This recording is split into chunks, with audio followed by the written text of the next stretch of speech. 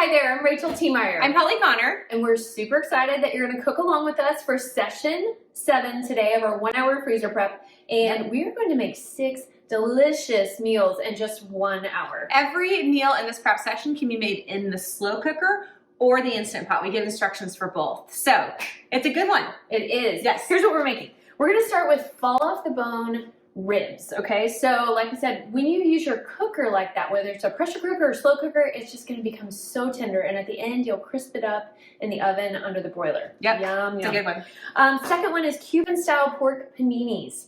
So this was one that we tested for our second cookbook, From Freezer to Cooker, and we were blown away by it. I didn't think I liked Cubans until I had these, and then now I'm a convert. It's really good. Yeah. It's a great hot sandwich. Third one is barbecue drumsticks. So your kids are big drumsticks people. They are. Yep. We like drumsticks around this house. They're just kid friendly, and then the barbecue sauce. You know, it really depends on what barbecue sauce you get on how you make these. They can be spicy, they can be sweet. You can do a little sauce, a lot of sauce. So it's nice that it's customizable. It's a good kid friendly one. It's all age friendly. Yeah, for sure. Yep. So ready to get cooking? Yes, let's do it. All right.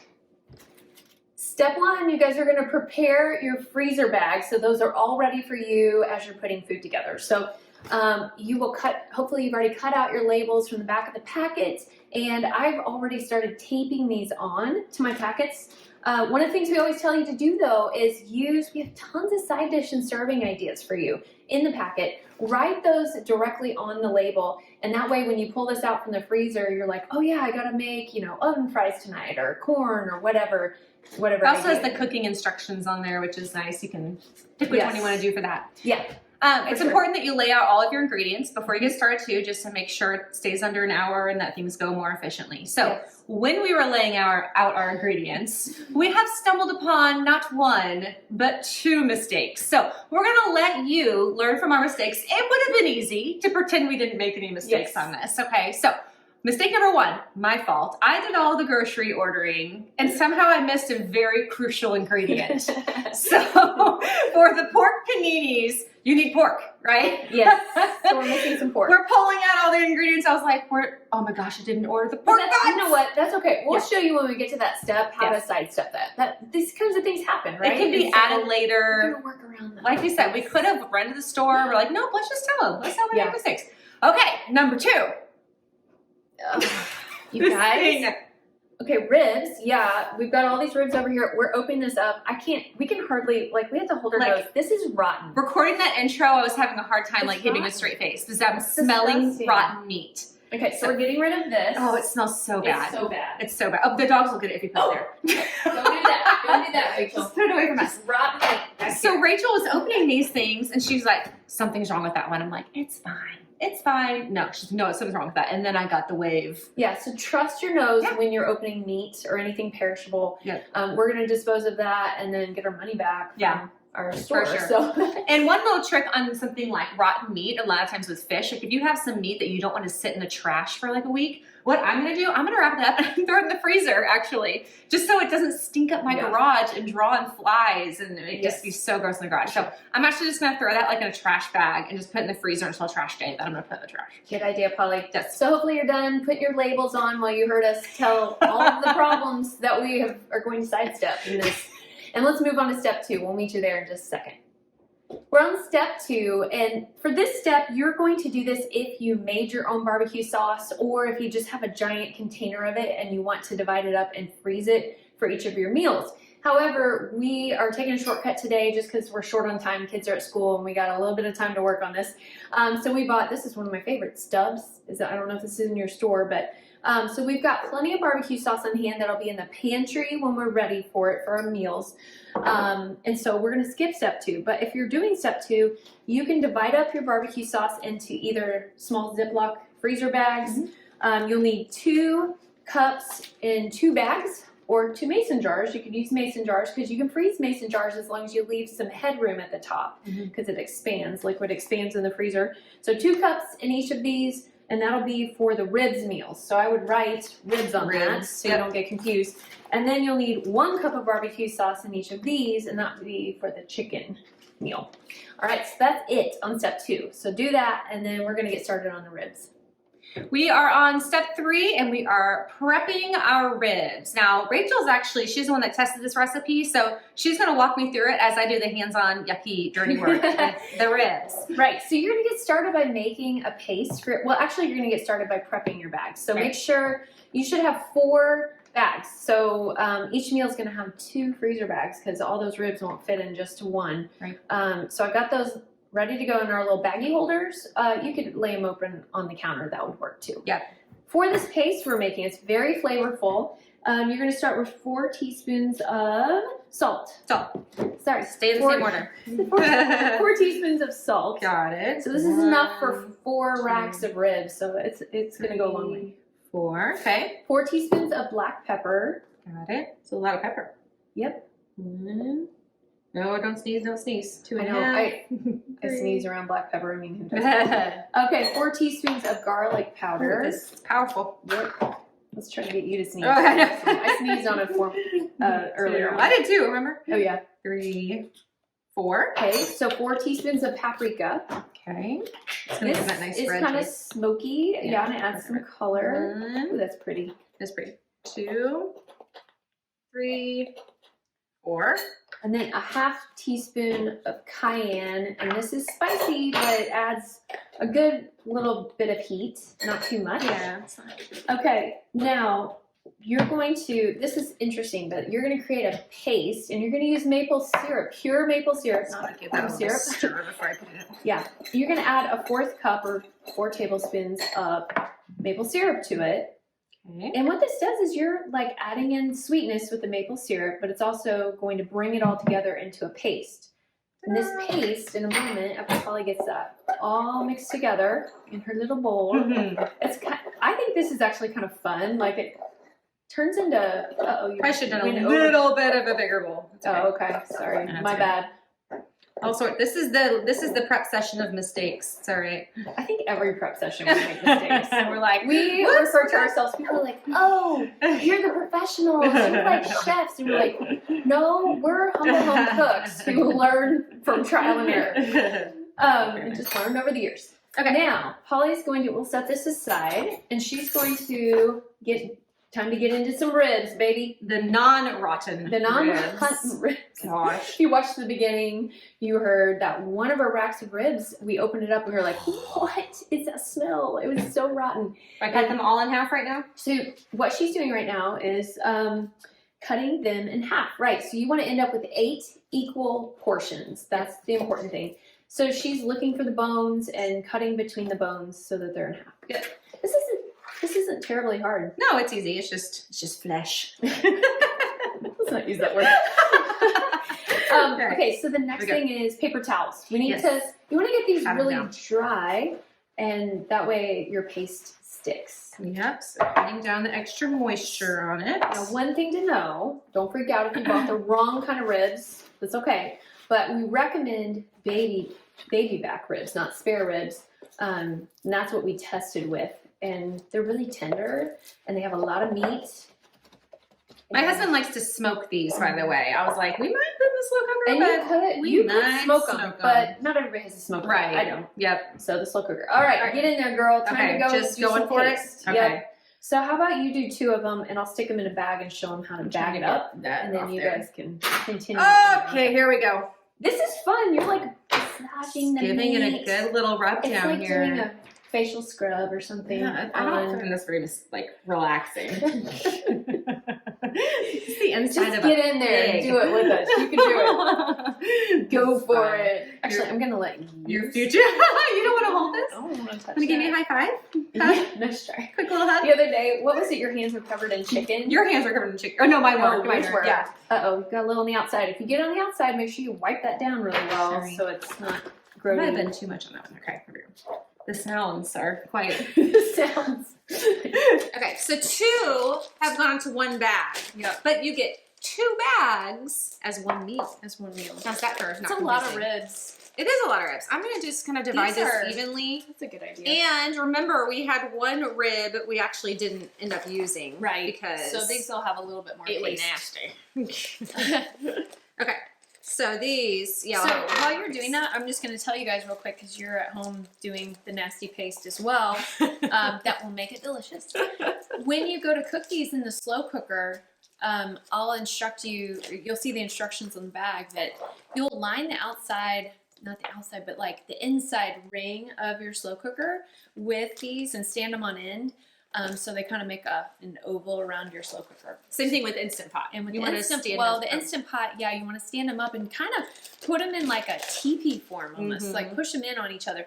The main idea is you want the pressure and that steam to get all around them. You don't want to pile them up on top of each other. They won't cook evenly. Right. So that's the same thing almost with any meat in the Instant Pot. Like you don't want to stack up chicken because it'll just cook very unevenly. I'm going to take these out. We learned that the hard way for sure. We tested all sorts of different ways for the Instant Pot when we actually have a cookbook that has recipes just like these where they're all made for the slow cooker and the Instant Pot, and we give you freezing options for every recipe, which is it was a beast of a cookbook to write, but we're really proud of it. It was called a really good one. From Freezer to Cooker. And we learned a ton, and we hope you learned from us. These recipes, we've gotten great feedback from this cookbook. We sold a lot of these, thankfully, really helpful so far. Yep. All right, I think this is ready to go in the bag. Okay. Yeah, you'd want the bag stands if you're doing this for yourself because you're going to get the outside of this bag. Or grab a kid or a spouse or a friend to help you. Okay, I hope that I put the right side up. And here we go. Sorry. Good job. Yeah, we're going to have to clean this up a little bit. Okay, we're going to finish up this messy job. You guys finish up your messy job. Hit pause and join us for the next step. We're on step 4. You're really excited about that step 4. Like way cheesy. Okay, I just thought they kind of look like pom-poms on the camera. Okay, anyway, we are making our ribs meal kit. So anytime we have multiple parts of a meal, we like to put it like just in a grocery bag. So since there are 2 bags for this rib recipe, we are doing that in each of these grocery bags. And if you froze your barbecue sauce, if you chose to do that, you would also put that in there. But because ours are shelf stable, we're just going to stick those in the pantry and just kind of in our minds mark that as for this meal. So don't freeze your bottle. Yeah, don't put that in the freezer. But if you had barbecue sauce in either a bag or a mason jar intended for freezing, go ahead and stick that in there as well. Yep. These are ready to go in the freezer. All right. And you're ready to move on to the next step. We are on step 5, and we are making the pork shoulder marinade. Now this, as you know, is where one of our mistakes will play out. Normally, you would put the pork shoulder in each of these bags, and that kind of helps stabilize the bag as you put the marinade. So we're going to pretend there is a pork shoulder in each of these, and then later, Rachel's going to put one in her bag, I'm going to put one in mine. Yeah. So we split these meals after we put these together. Yeah, we do. So pretend pork shoulders in there, and then I'm just going to, you want to say something? Well, I was just going to say, isn't the first step is you do need to open up your bag. You need to have these waiting and ready for you because we're going to work right over the bag. Yep. Here. Okay. With that whole pork shoulder, if you're making it for the Instant Pot, you do need to quarter it. Yes. Okay, so that's important. Decide now. Are you making it for the Instant Pot or the slow cooker? Okay. No, your dog is like he's very tempted to eat the chicken. He decided better. Okay, so in this marinade, you need to add 2 tablespoons oil. Okay, we're using avocado oil. Yep. All right, one of our favorite neutral oils. Yep. Healthy. You can get it delivered from Amazon. I do it every month almost. Maybe not every month, but so 2 tablespoons of oil in each of those. And after that, Rachel is going to zest a lime and an orange. Dog is making noises. Okay, so 2 limes, right? Yes, so 1 on each, yes. Yeah, 1 lime on each. So to get the zest, you only want the colorful part. You don't want to get down to the pith underneath there. This is our zester. You might have one that looks a little different. So I'm just going to kind of roll this guy around. And this will just take a little bit, but zest adds a lot of flavor, but it also adds, because it has the oils from the fruit, and it also adds like just this amazing aroma. So good smells going on in here. Does your dog need to go outside? I might have to leave just for a second. Don't do your thing with your dog. Guys, you really are literally cooking along with us. I mean, we're like at Polly's house, working during the day. It's a good gig that we have. We have a good job. We get to work from home. We do. Okay. I was going to tell them about, with these paninis, If you don't have a panini maker, I don't. I want one. Hint, hint for Mother's Day, Austin. But what I have used in the past for like our turkey pesto paninis or any panini recipe, I don't know if you can see this. I'm going to scoot over this way. Okay, so I would put one, like you put a little butter on it. I would put the panini in here, and then I use like a heavy cast iron and sit it on top of it. And that way it kind of pushes it down. It basically replicates a panini press. And so I just cook it for a couple minutes until I see the cheese starting to melt. Then I'll give it a flip. And so that is kind of like a homemade panini machine right there. Some people use spatulas too. You can just get like a metal spatula and just press it down as the sandwich cooks. But I don't think it does as well as a legit press. Right. Okay, something else with this recipe Am I juicing lime? Juicing lime now? Yes, you need, okay, so Rachel has done the zest. Mm-hmm. Now she's going to do the juice of one lime in each of those. This lime is very large, but it's also very tight. Yeah. So if you need to get more juice out of a lime, there's a few tricks. One is, and I've already done this, I've like rolled it really hard on the counter to release some of the juices. You can microwave it for 10 or 15 seconds. And you want to show them your trick? Yes. So I almost always get, I don't have it here. Do I have a pair of kitchen shears? They're all dirty. Oh, shoot. Okay, well I can kind of show Can you use regular scissors? Well, I can use the can opener. Okay, so what I do is I just get some leverage on this puppy, right? That one right there. So I just kind of, I like kitchen shears because they have usually a little bit more of a gripper on there. But just something with handles, it just gives you more leverage. You can just squeeze. Oh yeah, that really out. works. Yeah, it helps out a little bit more. Nice. So that is a tough one. Careful. Okay. Didn't take a finger off there. No fingers. Okay. No fingers were injured in the process of the this. other lime. This one's more juicy. Oh, that's easier. Yep. Chopped it. That's good. Something else about this recipe that is really great is that you can. So I want you to know, like when the freezer meal is thawed out, there is some work to assemble the sandwiches. So we prepped this meal as uncooked, which we like to do that because we like you to cook your meals fresh. So you have to know this meal is going to go in the slow cooker, and once that meat is cooked, then you're going to assemble the sandwiches. One option is to fully cook your meat today, tomorrow, whenever you want, and then just freeze the cooked meat. Okay, you wrapping your mind around that? So it's a different way. And the juices, whatever juices you end up with in your cooker, freeze that along with the meat, and it just keeps that meat moist. Okay. Juicy? Yeah, so you freeze the cooked meat in the juices. The cooked meat. Gotcha. Okay. Oh, right. So if you want to make make it fresh, but if you want to freeze the meat and have the meat all ready to go, shredded, you can freeze it. Yeah. Yeah, so you would get the fully cooked meat, and we have found that pork freezes really well after it's cooked. So that's the same thing with like pulled pork. We have a bunch of barbecue pulled pork recipes for Instant Pot slow cooker. That always, they work really well. And same thing with carnitas. Yeah. Any of that pork shoulder, pork butt, just works really well when it's fully cooked, shredded, and then frozen for later. So especially if it's in a sauce or juice, it does well. Yeah. You see here, I'm using my finger and get on the back side of that microplane to get the rest of that zest off. That helps a lot. Still zested. Still zested. Boy, that smells so good. It does smell really good. This pork, you could really just make this pork. It could be dinner. You could probably use it. We gave some different ideas of ways you could use it. You can make make good carnitas. Yeah, they would. Yeah, because it's got the cumin, it's got the citrusy stuff in it. It's got a little heat going. And without the sandwich, safe to say it's gluten-free, dairy-free, right? If you don't put it on the sandwich, the pork itself is. The pork itself. The marinade. So you can always use the pork like on a salad, or would you throw it on a salad? Rachel's gluten-free, dairy-free. Yeah. So figure out how would you Would I serve use this that on pork? a salad? I would probably eat it like burrito bowl, carnita bowl, or something like that over rice or quinoa. Gotcha. Okay, I'm gonna slice my oranges. Time to juice these guys. Almost. Those are easy to juice. Yeah. Here, I'll do one over here. Okay. Do the other half on this Ooh, one. that smells good. Yay. Oh yeah, that's an easy one. That's gonna drown out the smell of the rotten ribs. Even over on the sink, like when we go over there, we're like, oh, it still smells like it. It still smells like ribs. My dog came from downstairs. I think he smelled it up there. I really do, because he normally just like naps all day. Okay, so after the zest and juice of these, we are going to do some seasonings. All right, we're going to add in there, garlic cloves, not seasonings. Okay, so 3 garlic cloves each back. Okay, minced. So what you want to do, you can either use your pre-minced garlic if you bought that, that's easy. Or else if you bought like a garlic head like this, go ahead and break this up. You can do that by like pounding on it with a glass like this, like pound. Careful. And that'll get your little garlic cloves out, pull the skin off those. You can even pound those. Like if it's hard to get the skin off, sometimes I'll even go, you know, and smash it. It makes that noise. We should have sound effects. That'd be really fun. Pull the skin off. Okay, so here's my point. Take the zester. You don't have to do chopping here.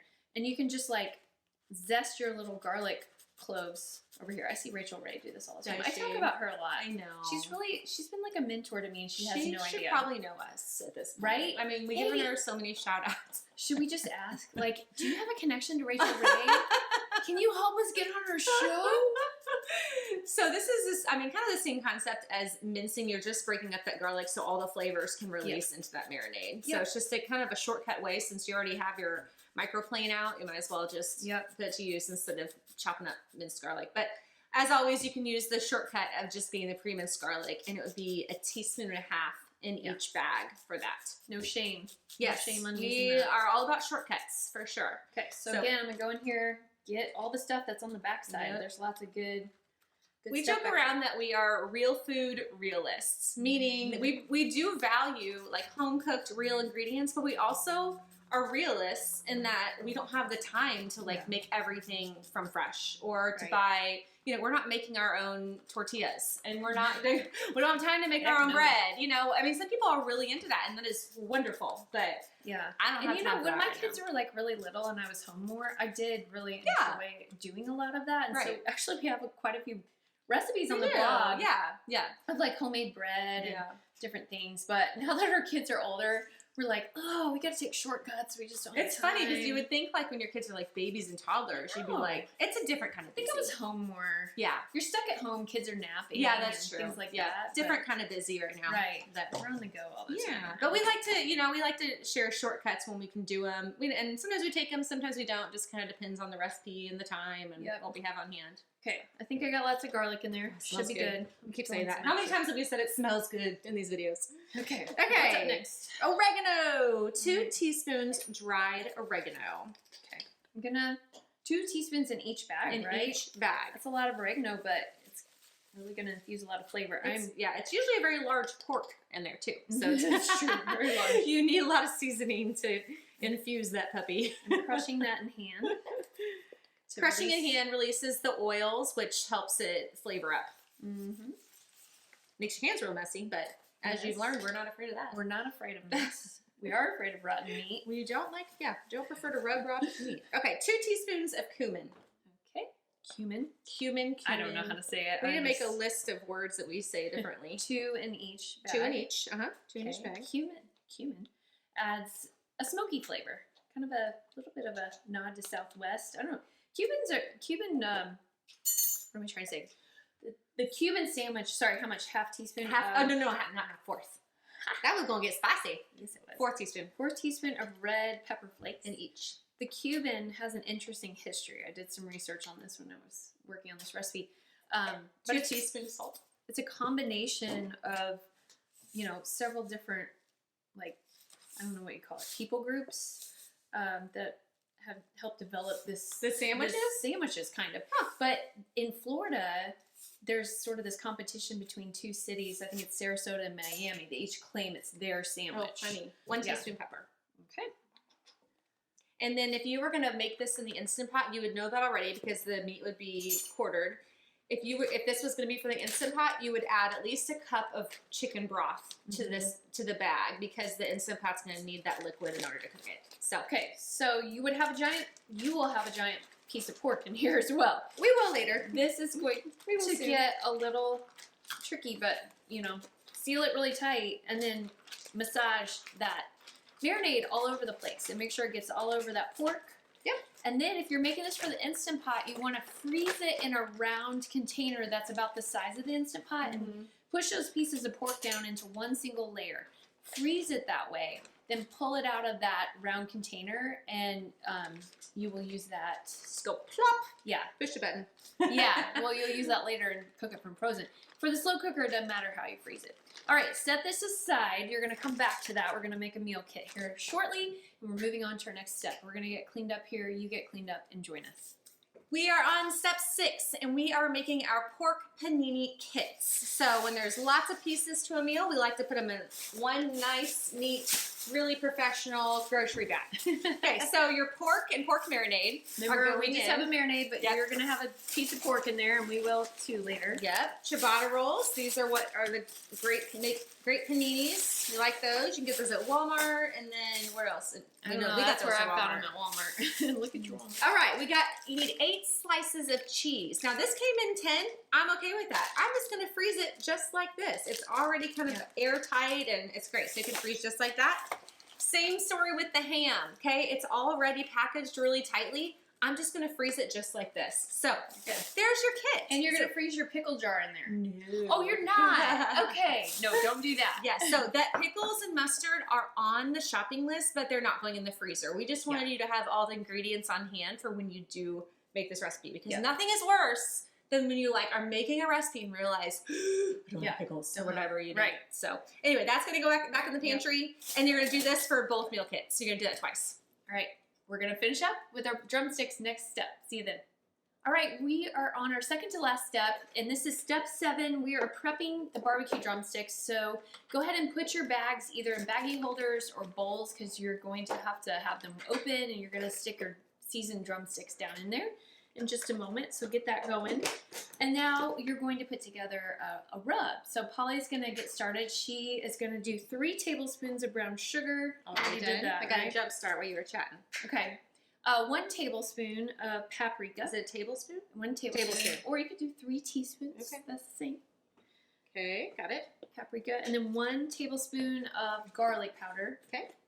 So one of the things that makes this go faster every time for you guys, just learn this, is we have everything already laid out in order with the lids off and exactly the measuring spoons and everything that we need, and it just makes it go really fast. Onion powder? 1 tablespoon of onion powder. It's like the magic combo. Anytime there's garlic powder, there's onion powder usually. Yep. In our recipes. 1 tablespoon of salt. Oh, we almost out. Salt is oh my gosh, don't you love it when an ingredient runs out at the perfect time? Okay. And then 1.5 teaspoons of black pepper, so a 1/2 tablespoon of that. Okay. And that's it on that rub. So once you get your rub pulled together, give it a stir, get it nice and mixed, and then you gotta go in, okay? So we have this our is chicken the prep here. session of nasty hands. It is, you guys, but look, you're getting it all done in 1 hour rather than multiple nights. Yeah, it's just 1 day of messy hands. Yeah, instead of 6 nights. Yeah, you're doing 1 hour. That's amazing, right? There you go. Yeah, so okay, I'm 6 dumping nights of out messy this hands. chicken for you. Yeah, so go you ahead. can start working on it. Yep. So one option is doing it over the packaging too. It's just kind of personal preference. I think you would have done it that way. It sounds like we were discussing before this. I hate dirty dishes.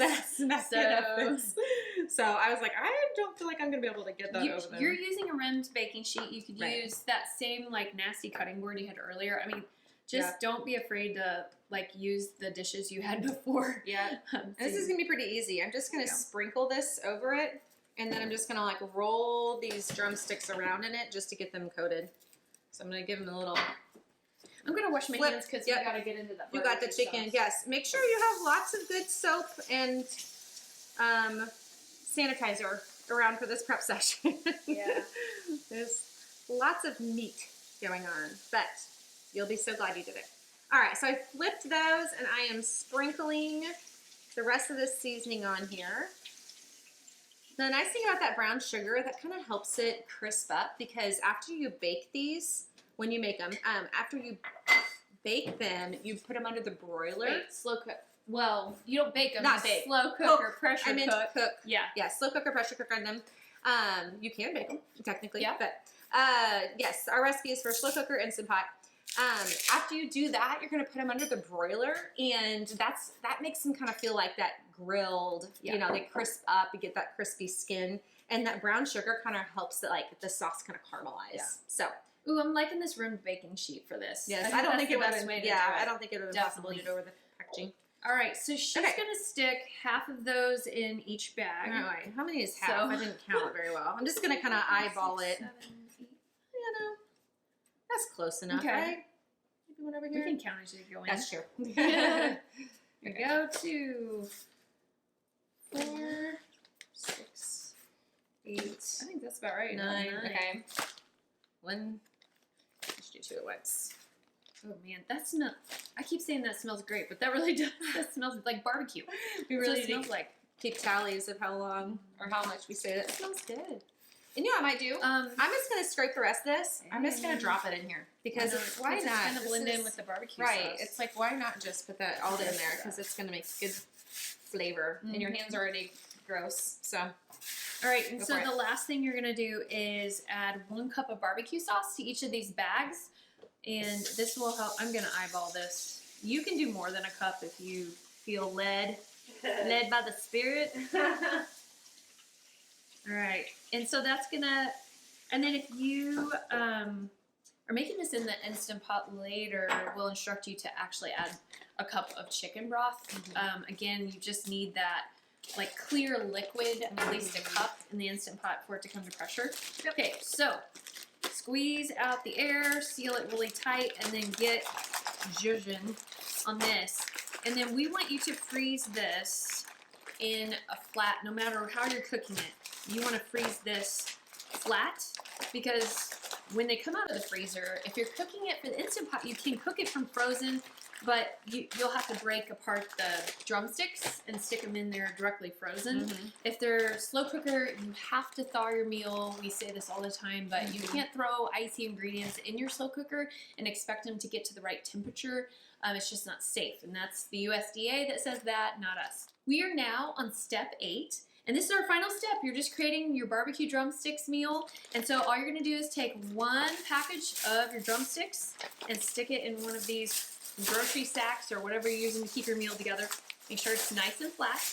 And then you can dump barbecue sauce, or if you made your own homemade barbecue sauce, you can put a cup of that in a freezer bag like this or in a small mason jar, as long as you leave headroom at the top, because liquid expands when it freezes. Or just make sure you have some barbecue sauce in the pantry. it's almost easier to do that. It is, but if if for some reason you want it on hand in the freezer, that barbecue sauce will be to baste it at the very end when it goes under the broiler. Okay, so we're gonna finish up our 2 meal kits and we'll meet you back here. Congratulations! You just made 6 delicious family-friendly meals in just about 1 hour. Woohoo! Woo! Yes, your future self is going to thank you so much. So we hope you enjoy these meals, and we hope you have had fun cooking along with us. We for sure enjoyed cooking along with you. And you can find all this information and more prep sessions and more videos at onehourfreezerprep.com. Thanks for being with us. Bye, See you guys. later.